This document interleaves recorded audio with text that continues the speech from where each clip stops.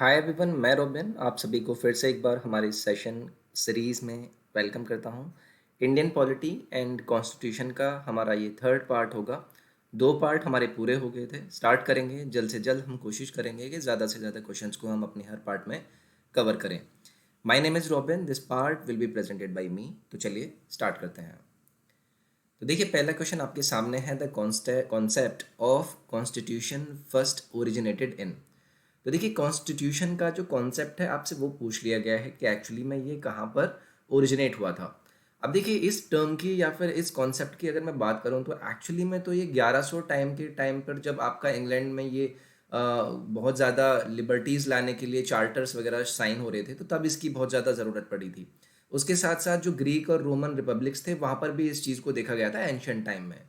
लेकिन अगर आप बोलेंगे ऐसे कि भाई कॉन्सेप्ट का ये ओरिजिनेशन कहाँ पर हुआ, तो एक्चुअली में कॉन्स्टिट्यूशन वाला जो कॉन्सेप्ट है ये आपका ब्रिटेन में आता है। जब लगभग 1100 किंग्स ने ये ट्रीटी साइन करी कि भाई अब हम ना एक कॉन्स्टिट्यूशन बना लेंगे और उसके हिसाब से अब हम काम करेंगे। ठीक है, तो इसी चीज़ को मान लिया जाता है कि जो कॉन्स्टिट्यूशन का कॉन्सेप्ट है वो आपका ओरिजिनेट कहाँ पर हुआ, ब्रिटेन में हुआ। नेक्स्ट है आपका the provisional president of constituent assembly was. तो देखिए, लास्ट पार्ट में भी हमने क्वेश्चन डिस्कस किया था जब मैं आपसे प्रेसिडेंट ऑफ कॉन्स्टिट्यूएंट असेंबली की बात कर रहा था। मैंने आपसे कहा था कि डॉक्टर सच्चिदानंद सिन्हा को एक्चुअली में प्रोविजनल प्रेसिडेंट बनाया गया था, लेकिन उनके कुछ दिन बाद इलेक्शन कर लिए गए थे जिसमें आपका राजेंद्र प्रसाद को बना दिया गया था। तो प्रोविजनल प्रेसिडेंट आपसे आपके क्वेश्चन पूछ लिया गया है, जो कि आपका क्या हो जाएगा, ऑप्शन नंबर 1 यहाँ से करेक्ट हो जाएगा। अगर मैं आपसे कहूँगा कि भाई आपका चेयरमैन कौन थे हमारी ड्राफ्टिंग कमेटी के, तो आप बोल देंगे वो कौन थे, आपके B.R. अम्बेडकर थे। नेक्स्ट है आपका, who was the chairman of the drafting committee of the Indian constitution. तो चेयरमैन ड्राफ्टिंग कमेटी का कौन है? देखिए, अगेन आपके सामने रिपीटेड क्वेश्चन बन गया। मैं इसीलिए आपसे कहता हूँ कि PYQs की सीरीज बहुत ज़्यादा इंपॉर्टेंट हो जाती है। हर क्वेश्चन को आप देखेंगे तो कहीं ना कहीं से आपको रिलेट करते हुए नजर आएंगे, और खास तौर से आपकी किरण वाली बुक में। ठीक है, तो किरण वाली बुक के मैं आपको सॉल्यूशन प्रोवाइड कर रहा हूँ। डिस्क्रिप्शन में लिंक ज़रूर फॉलो करने, जहाँ पर आपका टेलीग्राम और इंस्टाग्राम के दोनों के लिंक दिए गए हैं। दोनों पर इंपॉर्टेंट पोस्ट मैं आपके लिए डालता रहता हूँ। तो यहाँ पर आपका आंसर क्या हो जाएगा, चेयरमैन ड्राफ्टिंग कमेटी के कौन थे आपके, B.R. अम्बेडकर। नेक्स्ट है आपका, भारतीय संविधान में जो आपका मेथड है इलेक्शन ऑफ प्रेसिडेंट का, वो आपका कौन सी कंट्री से लिया गया है? तो अगेन मैंने आपसे लास्ट पार्ट में भी ये चीज़ बात करी थी कि एक्चुअली में जो हम कॉन्स्टिट्यूशन का निर्माण कर दिया था हमने जिस टाइम पर, तो हमने अलग अलग कंट्री से कुछ कुछ चीज़ों को अडॉप्ट किया था। अब यहाँ पर जो आपसे चीज़ पूछी गई है वो पूछी गई है कि जैसे प्रेसिडेंट का हम चुनाव करते हैं, क्या उसके तौर तरीके होते हैं, क्या प्रोसीजर्स होते हैं, वो हमने किस कंट्री से बोरो किया है? तो देखिए, आयरलैंड। आयरलैंड वो देश है जहाँ से हमने बोरो किया है कि इलेक्शन हम प्रेसिडेंट का अपना कैसे कराएंगे। इसी तरीके से अगर मैं आपसे बोलूँ कि भाई रिमूवल ऑफ प्रेसिडेंट को हमने कहाँ से लिया है, तो रिमूवल ऑफ प्रेसिडेंट को हमने लिया है आपका यूएस से। यूएस से हमने इम्पीचमेंट ऑफ प्रेसिडेंट का प्रावधान जो है वो अपने कॉन्स्टिट्यूशन में लिया है। अगर मैं आपका इस इरिश कॉन्स्टिट्यूशन, जिसे हम आयरलैंड वाला कॉन्स्टिट्यूशन भी बोलते हैं, इससे हमने और भी काफ़ी सारी चीज़ें ली हैं। जैसे आपका DPSP वाला जो कॉन्सेप्ट है, यानी कि ड्राफ्टिव प्रिंसिपल ऑफ स्टेट पॉलिसी वाला जो कॉन्सेप्ट है, वो भी हमने यहाँ से लिया है। और इसके साथ साथ कि भाई आपका जो लोकसभा में या फिर सॉरी राज्यसभा में जो आपकी नॉमिनेशंस जाती है वो भी कॉन्सेप्ट हमने आयरलैंड से लिया है। तो ये कुछ रिलेटेड चीज़ें थी, और यहाँ पर आपका प्रेसिडेंट के इलेक्शन की बात हुई थी, जो कि आपका आयरलैंड से हमने लिया था। नेक्स्ट है आपका, पर्सन्स में change but rules should not change is the principle of. तो देखिए, लोग बदल सकते हैं लेकिन उनके जो रूल्स हैं वो हम नहीं बदलेंगे। ये जो आपसे पूछा गया है, ये बोला गया है कि ये किस चीज़ का प्रिंसिपल है। तो देखिए, जो आपकी कॉन्स्टिट्यूशनल गवर्नमेंट होती है तो वो आपसे क्या कहती है, कॉन्स्टिट्यूशन आपसे क्या बताता है कि जो रूल्स हैं वो हमने लिख दिए हैं। अब इसके अंदर कौन सा आदमी फिट होगा, कौन सा आदमी बाहर जाएगा, वो चीज़ें चलती रहेंगी। तो यही आपका स्टेटमेंट बता देता है कि पर्सन्स में change but root should not change. तो यही आपका यहाँ से कॉन्सेप्ट बताता है, प्रिंसिपल किसका, कॉन्स्टिट्यूशनल गवर्नमेंट का। नेक्स्ट है आपका, the constituent assembly of India was set up under the. तो देखिए, ये भी अगेन आपका रिपीट हो गया है। कैबिनेट मिशन प्लान आपका आया था कब, 1946 में भारत, जिनका मेन उद्देश्य क्या था कि ये आपकी एक कॉन्स्टिट्यूएंट असेंबली का निर्माण करेंगे, जो कि आपका क्या करेगी, आपका कॉन्स्टिट्यूशन बनाने का भी काम करेगी, और ये देखेगी कि कहाँ कहाँ पर चीज़ें, क्या क्या फैक्टर्स हैं जो कि हमें क्या रखने हैं, ध्यान में रखने हैं। सो इस कॉन्स्टिट्यूएंट असेंबली को बेसिकली सेटअप करने का जो मेन आपका प्लान था वो इस कैबिनेट मिशन प्लान का अंदर था। तो इसी वजह से आपका यहाँ पर ऑप्शन नंबर 4 करेक्ट हो जाएगा। नेक्स्ट है आपका the two basic principles of the liberal theory of democracy as emphasised by John Locke are. तो देखिए क्या है, ये इंपॉर्टेंट पर्सन है जिन्होंने एक लिबरल थ्योरी दी थी डेमोक्रेसी के लिए। अब इनके इन्हीं सिद्धांतों के आधार पर इनके कुछ दो मूल्य क्या थे, प्रिंसिपल्स थे। आपसे पूछा गया कि भाई वो कौन कौन से होंगे, तो देखिए यहाँ पर आपको जो ऑप्शन नंबर 1 दिया गया है ना, यूनिवर्सल अडल्ट फ्रेंचाइज और राइट टू प्रॉपर्टी, ये बेसिकली इन जॉन लॉकी के दो मेन बेसिक प्रिंसिपल्स थे कि अगर ऐसा होगा और ऐसा अगर कोई कंट्री अपने नागरिकों को प्रोवाइड करता है तो वहाँ पर आपका डेमोक्रेसी का थ्योरी एकदम अच्छे से हम सेटअप कर सकते हैं। तो ये जो जॉन लॉकी थे इन्होंने ये दी थी, जिसका नाम अगर मैं आपसे पूछ लेंगे कि जो थ्योरी थी इनका नाम क्या था, तो उसका नाम था टू ट्रिटीज ऑन गवर्नमेंट। ठीक है, टू ट्रिटीज ऑन गवर्नमेंट, ये एक्चुअली में इसका नाम था इनके दिए गए सिद्धांत का। 1689 में इन्होंने अपने सिद्धांत दिए थे। ठीक है, तो ये आपका हो जाएगा यहाँ से ऑप्शन नंबर 1 करेक्ट। नेक्स्ट है आपका cabinet system and collective responsibility are the contributions of. तो देखिए कैबिनेट सिस्टम होगा और कलेक्टिव रिस्पॉन्सिबिलिटी होगी, ये एक्चुअली में जो कॉन्ट्रीब्यूशन है ये किसका दिया हुआ है ये आपको यहाँ पर बताना है। तो देखिए ब्रिटेन ये वाला कॉन्सेप्ट आपका कंट्रीब्यूट करता है सभी को।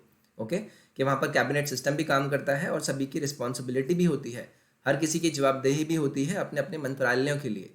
ये जो आपका कंट्रीब्यूशन देता है ये आपका कौन देता है, ब्रिटेन देता है। तो इसी सिस्टम को हमने भी अडॉप्ट किया था, जिस वजह से आपका यहाँ से ऑप्शन नंबर 4 करेक्ट हो जाएगा। नेक्स्ट है आपका direct democracy is a system of government in which. तो देखिए डायरेक्ट गवर्नमेंट जो आपका डायरेक्ट डेमोक्रेसी होता है, इससे मैंने आपसे फर्स्ट पार्ट या फिर सेकेंड पार्ट में भी एक क्वेश्चन डिस्कस किया था कि एक्चुअली में डायरेक्ट डेमोक्रेसी होता क्या है। वहाँ पर कोई आपका कॉन्स्टिट्यूशन काम नहीं करता है, वहाँ पर हर रूल के लिए, हर चीज़ के लिए सभी लोगों को बुलाया जाता है और रेफरेंडम यानी कि ये आपका हर इंसान को ही हक होता है कि आप हर चीज़ पर अपना आकर वोट दीजिए। तो ये जो डायरेक्ट डेमोक्रेसी वाला सिस्टम है ये आपसे क्या कहता है, ये आपको यहाँ से पूछा गया है। तो देखिए थर्ड ऑप्शन आपसे क्या कहता है, people take part directly in the policy making and administration of the country. जैसे कि मैंने आपको बताया कि हर चीज़ के लिए लोगों को बुलाया जाता है रेफरेंडम बोल के कि भाई रेफरेंडम हो रहा है, ये रूल लाना चाहिए नहीं लाना चाहिए, तो लोग क्या जाते हैं, डायरेक्टली जाते हैं और अपना वोट देते हैं कि ये वाली पॉलिसी हमारी बननी चाहिए या नहीं बननी चाहिए। इवन एडमिनिस्ट्रेशन में भी लोगों का हाथ होता है। तो ये जो आपकी डायरेक्ट डेमोक्रेसी होती है, अगर आपसे पूछ लिया जाएगा कि कहाँ पर है ये आपका, तो ये आपका स्विट्जरलैंड में है। याद रखेंगे, ऑप्शन नंबर 3 आपका यहाँ से करेक्ट हो जाएगा।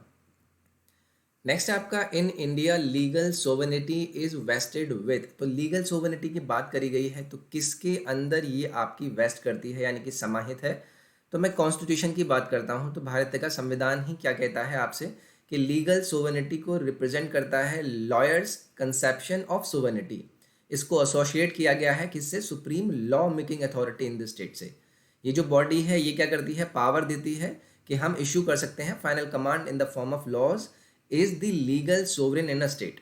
तो यही जो है कॉन्स्टिट्यूशन बेसिकली यही आपकी वो सोवरेनिटी वाली चीज़ को वेस्टेड करता है अपने अंदर, जिस वजह से आपका यहाँ से पार्ट नंबर 4 करेक्ट हो जाएगा। नेक्स्ट है आपका which of the following country doesn't have a written constitution. तो निम्नलिखित में से वो कौन सा देश है जिसका अपना लिखित कॉन्स्टिट्यूशन नहीं है। मैंने आपसे लास्ट पार्ट में भी बताया था कि एकमात्र ऐसा देश है कौन, यूनाइटेड किंगडम। इनका लिखित में नहीं है।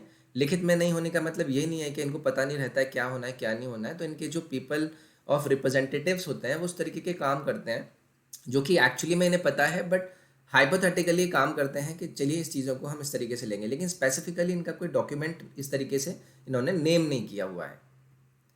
नेक्स्ट है आपका who among the following considered right to constitutional remedies to be the heart and soul of the Indian constitution. तो देखिए ये तो आपको पता है, ये तो हमने लास्ट पार्ट में भी डिस्कस किया था कि एक्चुअली में जो डॉक्टर भीमराव अंबेडकर हैं इन्होंने क्या कहा था, इन्होंने इस अपनी चीज़ को ध्यान में रखते हुए, इसकी इंपॉर्टेंस ध्यान में रखते हुए कि जो आपका आर्टिकल 32 है, आर्टिकल 32 में आपसे क्या कहा जाता है कि अगर किसी भी व्यक्ति को ये लगता है कि मेरे फंडामेंटल राइट्स का हनन हो रहा है, मुझे मेरे फंडामेंटल राइट्स नहीं दिए जा रहे हैं, तो वो डायरेक्टली जाकर किसी भी हाई कोर्ट या सुप्रीम कोर्ट में डायरेक्टली अप्रोच कर सकता है। तो इसी वजह से जो डॉक्टर भीमराव अंबेडकर थे इन्होंने इस कॉन्स्टिट्यूशन को राइट टू कॉन्स्टिट्यूशनल रेमेडीज कहा था और इसे ये भी कहा था कि ये जो आपका आर्टिकल है ये heart and soul of the Indian constitution बनेगा। नेक्स्ट है आपका what is meant when the constitution declares India a secular state. तो देखिए जब आपका कॉन्स्टिट्यूशन ये कहता है कि हमारा जो देश है वो एक सेक्युलर देश है, तो इससे आपका क्या अर्थ निकलता है, ऑब्वियसली इससे आपका ये अर्थ निकलेगा कि भी जितने भी आपके रिलीजन्स हैं या फिर जो भी वो रिलेटेड प्राइवेट अफेयर्स रखते हैं और अपने सिटीजन्स से related and does not discriminate on the basis, मतलब हम उनके रिलीजियस या फिर उनके प्राइवेट अफेयर्स के आधार पर किसी भी सिटीजन को क्या करेंगे, डिस्क्रिमिनेट नहीं करेंगे। तो यही आपका बताता है सेक्युलर हो जाना किसी कॉन्स्टिट्यूशन का। ऑप्शन नंबर यहाँ पर आपका थर्ड करेक्ट हो जाएगा। नेक्स्ट है आपका January 26 selected as the date for the inauguration of the constitution, ऐसा क्यों किया गया, क्यों चुना गया 26 जनवरी को कि भाई इसी दिन हम अपने कॉन्स्टिट्यूशन का क्या करेंगे, इनॉग्रेशन करेंगे।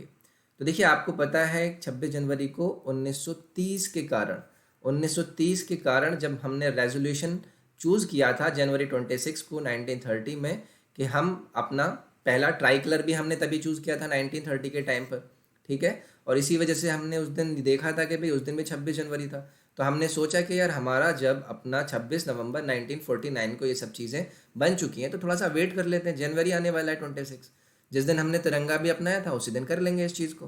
ओके, तो यहाँ पर the Congress had observed it as Independence Day on 1930, इसी वजह से हमने इसको 26 जनवरी का वेट किया और उसी दिन हमने अपने इनॉग्रेशन किया किसका, कॉन्स्टिट्यूशन का। नेक्स्ट है the unitary system of government possesses which of the following advantages। तो देखिए जो यूनिटरी सिस्टम होती है, अब आप बोलेंगे यार ये यूनिटरी सिस्टम क्या होती है, इसमें एक्चुअली आपका यूनिटरी स्टेट काम करता है, ये एक सोवरन स्टेट होता है जिसे एक सिंगल एंटिटी आपकी गवर्न करती है। ओके, तो ये तो आपका चीज़ हो गया। इसमें जो सेंट्रल गवर्नमेंट होती है वो आपकी सुप्रीम होती है, और जो भी कोई आपके एडमिनिस्ट्रेटिव डिविजन्स होते हैं, जैसे मैं सब नेशनल यूनिट्स की बात करूँगा, वो सिर्फ पावर उस तरीके से एक्सरसाइज करते हैं जिस तरीके से आपका सेंट्रल गवर्नमेंट उन्हें डायरेक्ट करता है, तो वो हो जाता है आपका क्या, यूनिटरी सिस्टम। अब देखिए अगर आपसे यहाँ पर पूछा गया है कि ये जो आपकी यूनिटरी सिस्टम ऑफ गवर्नमेंट है वो किस तरीके के एडवांटेजेस अपना पजेस करती है, तो आप क्या कहेंगे, तो ये बोल देंगे कि भाई जो स्ट्रॉन्ग स्टेट है उसमें बनाया जाता है, जो आपका यूनियन जो स्टेट जो हेड होता है वो आपका सबसे ज़्यादा स्ट्रॉन्ग होता है, जिस वजह से आपका यहाँ पर पार्ट नंबर 2 करेक्ट हो जाएगा। नेक्स्ट है आपका विच one of the following is not an element of the state, तो निम्नलिखित में से कौन सा स्टेट का एलिमेंट नहीं है, नहीं है आपसे पूछा गया है। तो देखिए पॉपुलेशन आपका किसी भी स्टेट का पार्ट होता है, बिल्कुल सही है। उसके बाद अगर आपसे बोला जाए कि लैंड उसका पार्ट होता है, बिल्कुल सही है, ये भी होता है, ये भी होता है, गवर्नमेंट भी उसका पार्ट होती है, लेकिन आर्मी किसी भी स्टेट का पार्ट नहीं कहलाती है। ओके, ये चीज़ आपको याद रखनी है कि 4 एसेंशियल एलिमेंट्स होते हैं, जिसमें आपका पॉपुलेशन आता है, जिसमें आपका टेरिटरी या फिर लैंड आता है, जिसमें आपका गवर्नमेंट आता है, और जिसमें आपका क्या आता है, सोवरेनिटी आती है या फिर इंडिपेंडेंस बोल सकते हैं। ये भी चीज़ आपकी इस एलिमेंट के अंदर आती है, लेकिन आपका आर्मी इसके अंदर नहीं आती है, ठीक है। तो यहाँ पर आपका क्या हो जाएगा, correct option, third option correct हो जाएगा। नेक्स्ट है which one of the following is not a key feature of the Indian constitution, तो निम्नलिखित में से आपको बताना है कि कौन सा वो ऑप्शन है जो कि एक की फीचर का पार्ट नहीं करता है भारतीय संविधान में। तो देखिए अगर मैं आपसे बात करूंगा अरिस्टोक्रेसी का, तो आप बोलेंगे यार ये अरिस्टोक्रेसी वाली जो चीज़ है क्यों ये हमारा पार्ट नहीं है, तो हम बस ये बोल देंगे जिस तरीके से हमारा संविधान काम करता है उसी तरीके से हम बोल देंगे कि भाई ये हमारी की फीचर्स हैं, बाकी का हमारा नहीं है। क्वासी फेडरल है, बिल्कुल हमारा जो सिस्टम है वो एकदम क्वासी फेडरल है, जहाँ पर स्ट्रक्चर को इस तरीके से बताया गया है कि सेपरेशन होता है वहाँ पर पावर्स का, सेपरेशन ऑफ पावर्स भी हमने देखने के लिए मिलता है, फंडामेंटल राइट्स हमें दिए जाते हैं, लेकिन अरिस्टोक्रेसी हमारे यहाँ का पार्ट नहीं है। अरिस्टोक्रेसी फॉर्म ऑफ गवर्नमेंट जो कि क्या मार्क करती है कि कंसंट्रेशन ऑफ पावर किसके अंदर होगी, छोटे लोगों का, मतलब थोड़े कम लोगों के अंदर होगी, प्रिविलेज रूलिंग क्लास के अंदर होगी। तो ऐसा तो हमारा संविधान नहीं बताता है, इसी वजह से आपका ये ऑप्शन नंबर 4 करेक्ट डिस्करेक्ट हो जाएगा। The concept of sovereign parliament originated in, तो देखिए जो पार्लियामेंट सोवरेन होगी ये आपका जो कॉन्सेप्ट है ये कहाँ पर ओरिजिनेट हुआ, तो देखिए इंग्लैंड में बेसिकली ये सारी चीज़ें आपकी ओरिजिनेट होती हैं। ओके, इन सभी चीज़ों को बहुत ज़्यादा वहाँ पर महत्व दी जाती है कि सोवरेन होल्ड करेगा, जैसे कि लेजिस्लेटिव बॉडी अपना कुछ भी चेंज कर सकता है, रिपील कर सकता है अपने प्रीवियस लेजिस्लेशन की, तो उनको वो आज़ादी दी जाएगी, ठीक है। तो ये जो आपका पार्लियामेंट्री वाला सिस्टम है इस तरीके का सोवरेन वाला, वो इंग्लैंड में ओरिजिनेट होता है।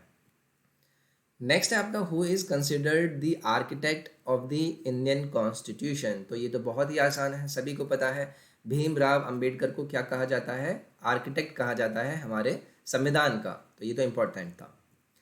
नेक्स्ट है the concurrent list in the Indian constitution is adopted from the constitution of, तो देखिए अलग अलग काम करने की या कामों को डिवाइड करने की 3 लिस्ट बनाई गई हैं, जिसमें आपका एक स्टेट लिस्ट आता है, उसके बाद आपका यूनियन लिस्ट आता है और एक आता है कॉन्करेंट लिस्ट। जिसमें स्टेट लिस्ट और यूनियन लिस्ट दोनों के ही कुछ कुछ फंक्शंस आपके समाहित होते हैं। अब पूछा गया है कि भाई ये जो कॉन्करेंट लिस्ट वाला जो सिस्टम है ये हमने कौन से देश से लिया है, तो देखिए ये हमने लिया है आपका ऑस्ट्रेलिया से। ठीक है, ऑस्ट्रेलिया से हमने इसे अडॉप्ट किया है। और भी काफ़ी सारी चीज़ें हमने यहाँ से अडॉप्ट की हैं, जैसे कि आपका एक तो आपका यही हो गया क्या, जिसमें हम आपका ये कॉन्करेंट लिस्ट वाली चीज़ हो गया, प्रियम्बल की लैंग्वेज को किस तरीके से रखा जाएगा, जो आपकी ट्रेड से रिलेटेड प्रोविजंस हैं उसमें कैसे कैसे काम करेंगे, कॉमर्स एंड इंटरकोर्स हमारा कैसे काम करेगा, तो ये सभी चीज़ें हमने ऑस्ट्रेलिया से क्या करी हैं, अडॉप्ट करी हैं। नेक्स्ट है आपका when was the Indian constitution adopted, तो बहुत ही आसान है, अगेन 26 नवंबर 1949 को ये अडॉप्ट किया गया। और अगर लागू करने की बात करेंगे तो आपको पता है ये आपका 26 जनवरी 1950 हो जाएगा। अभी हमने पहले ये भी जान लिया कि कारण क्या था, क्योंकि लाहौर सेशन 1930 में हमने अपने आप को एक इंडिपेंडेंट स्टेट घोषित कर दिया था और तभी हमने अपना ट्राई कलर भी ले लिया था। ठीक है, तो ये आपका यहाँ से ऑप्शन नंबर 2 करेक्ट हो जाएगा। नेक्स्ट है the mind and ideals of the framers of constitution are reflected in, तो देखिए जो भी आपके फ्रेमर्स थे जिन्होंने भी आपका कॉन्स्टिट्यूशन का निर्माण किया है, उनका माइंड या फिर उनके आइडियल्स किस जगह पर आपके रिफ्लेक्ट हो जाते हैं, ये आपको यहाँ पर पूछा गया है और बहुत ही इंपॉर्टेंट है। ये आपका देखिए प्रियम्बल को बोला जाता है जहाँ पर आपके माइंड और आइडियल्स रिफ्लेक्ट हो जाते हैं। तो mind and ideals of the framers of the constitution are reflected in the preamble. Next है आपका which Government of India Act allowed some elected representation in the legislature for the first time, वो कौन सा act था जब पहली बार अलग अलग जगहों के इलेक्टेड रिप्रेजेंटेटिव्स को लेजिस्लेचर में पहली बार सम्मिलित होने का क्या मिला था, मौका मिला था। तो देखिए पहली बार की बात करी गई है तो ये आपका गवर्नमेंट ऑफ इंडिया एक्ट 1909 में ये आपके इलेक्शंस हुए थे। ठीक है, 1909 में ये आपके इंडियन काउंसिल एक्ट्स के इलेक्शंस हुए थे, जिन्हें आप मोर्लेमेंटो रिफॉर्म्स भी बोलते हैं। ये भी इंपॉर्टेंट हो जाता है आपका, इसे आप क्या बोलते हैं, मोर्लेमेंटो रिफॉर्म्स भी आप इसको बोलते हैं। मोर्लेमेंटो रिफॉर्म्स, इसे इफेक्टिवली लेजिमेट किया गया था कि इंडियंस को हम इलेक्शंस करने का काम करेंगे। ठीक है, तो यहाँ पर आपका पार्ट नंबर 2 करेक्ट हो जाएगा। नेक्स्ट है what is the basis of classification of governments as unitary and federal, तो एक सरकार आपकी यूनिटरी होगी, फेडरल होगी, इसके बेसिक क्लासिफिकेशन को आप किस आधार पर बता सकते हैं। तो देखिए यहाँ पर आपको ऑप्शन दिया गया है कि जो आपका स्टेट और सेंटर के बीच में रिलेशनशिप होता है उसी के आधार पर हम मान लेते हैं कि वो आपकी यूनिटरी होगी या फेडरल होगी। अब देखिए फेडरल स्ट्रक्चर क्या होता है कि आपका यूनियन हो जाता है, उसके बाद स्टेट्स होते हैं और उसके बाद ये चीज़ें काम करती हैं। और यहाँ पर जो पावर का डिवीजन आपको देखने के लिए मिलता है फेडरल स्ट्रक्चर में। लेकिन यूनिटरी स्ट्रक्चर में क्या होता है, जो आपका सेंटर होता है, जो आपका यूनियन होता है, उसको स्ट्रॉन्ग बनाने की कोशिश करी जाती है। तो बेसिकली जो आपका सेंटर है और स्टेट है उनके बीच का रिलेशन ही तो आपको ये बता रहा है कि वो यूनिटरी होगी या फेडरल होगी। इसी वजह से आपका यहाँ से पार्ट नंबर 3 करेक्ट हो जाएगा। इंडियन कॉन्स्टिट्यूशन आपका किस तरीके का है, तो अभी हमने जान लिया था कि हमारा क्वासी फेडरल है। क्वासी फेडरल होने का मतलब आपको पता है वही है कि भाई किस तरीके से स्ट्रक्चर्स को हम डिफाइड करेंगे, यूनिटरी फीचर्स किस तरीके से होंगे, कॉन्स्टिट्यूशन को किस तरीके से पार्लियामेंट्री फॉर्म में लिया जाएगा। ठीक है, किस किस तरीके से हम अपने कामों को डिवाइड करेंगे, तो ये सारी चीज़ आपकी फेडरल स्ट्रक्चर बता देती हैं, जिसे हम क्वासी फेडरल भी बोल देते हैं। इसी वजह से आपका यहाँ पर क्या हो जाएगा, सेकेंड ऑप्शन करेक्ट हो जाएगा। So this was the part जो कि आपका इंडियन पॉलिटी एंड कॉन्स्टिट्यूशन से रिलेटेड था। काफ़ी सारे क्वेश्चंस हमने देखे, रिपीटेड वे में क्वेश्चंस मिलते रहते हैं। और देखिए वीडियो मिस मत कीजिए, टेलीग्राम और इंस्टाग्राम को लिंक में जाकर जरूर फॉलो कर लें।